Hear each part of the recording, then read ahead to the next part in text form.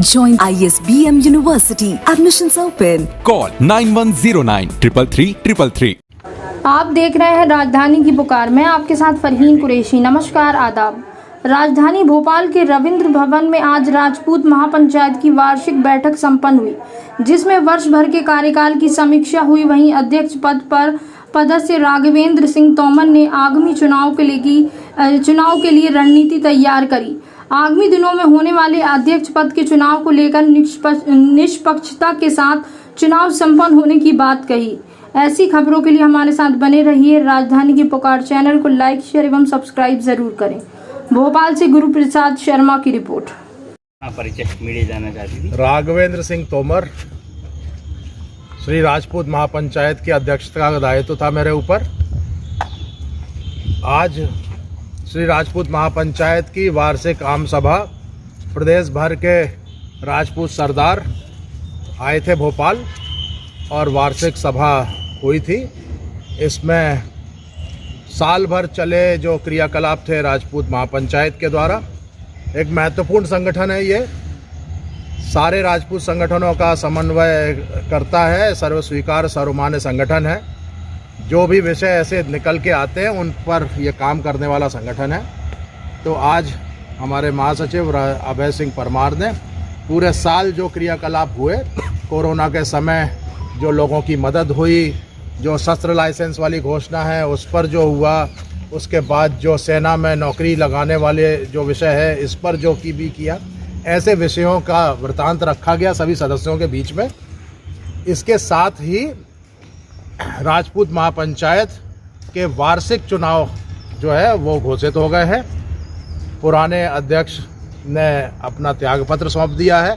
एक कार्यकारिणी का गठन हो गया है, जो कार्यकारिणी 1-2 महीने तक, जब तक ये निर्वाचन प्रक्रिया चलेगी उस समय तक ये कार्य करेगी और महीने 1.5 महीने के अंदर दोबारा से विधिवत तरीके से संस्था का चुनाव होगा। बड़ी संख्या में राजपूत प्रदेश भर से आएंगे जो इसके सदस्य हैं, वो इसमें वोट करेंगे और फिर नए अध्यक्ष का चुनाव हो जाएगा और उसके बाद पुनः जो है ये संस्था राजपूत हित में, सनातन हित में, समाज के हित में ऐसे ही अच्छे तरीके से काम करती रहेगी। मीडिया का क्वेश्चन था कि पूरे प्रदेश में आपकी समाज के कितनी संख्या होगी, एक अनुमानित संख्या?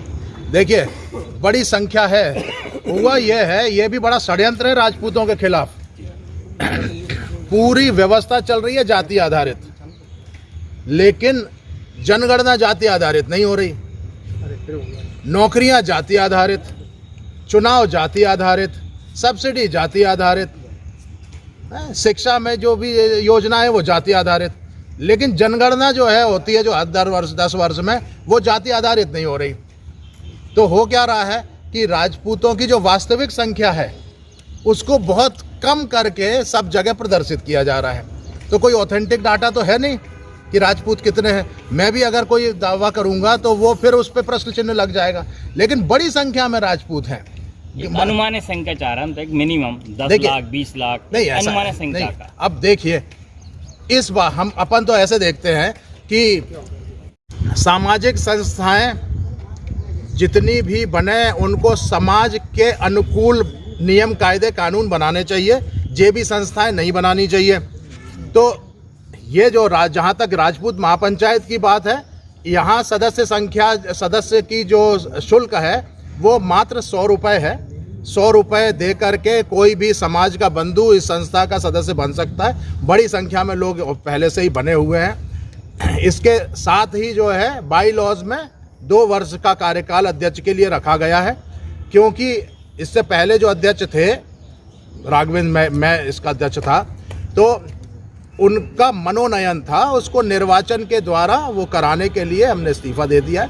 और अब जो है ये कानूनी तरीके से, विधि सम्मत तरीके से 1.5-2 महीने में निर्वाचन होगा। जो भी अध्यक्ष बनेगा उसका कार्यकाल 2 वर्ष के लिए निश्चित किया गया है। कुछ संस्थाएं हैं, उन्होंने, राजपूतों की भी एक संस्था है, बहुत उसका महत्व बहुत कम है क्योंकि उसके कार्यक्रम बहुत कम होते हैं, सदस्य संख्या बहुत कम है, 300-400 सदस्य उसके, लेकिन उन्होंने अपनी सदस्यता का शुल्क 1 लाख किया हुआ है।